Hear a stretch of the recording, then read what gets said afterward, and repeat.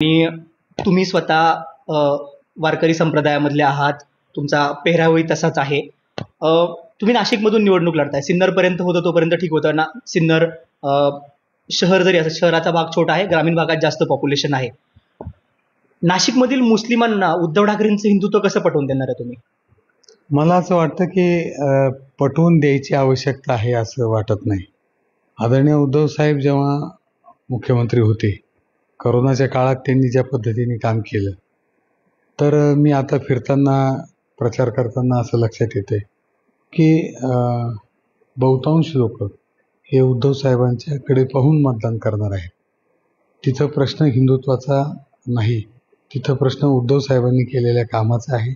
आणि त्यांनी जी सहनशीलता दाखवली, जो सोशिकपणा दाखवला आणि ज्या पद्धतीने त्यांनी कुटुंबप्रमुख म्हणून काम केलं, त्या पद्धतीत मला असं वाटतं की खूप लोक त्यांच्यावर खुश आहेत.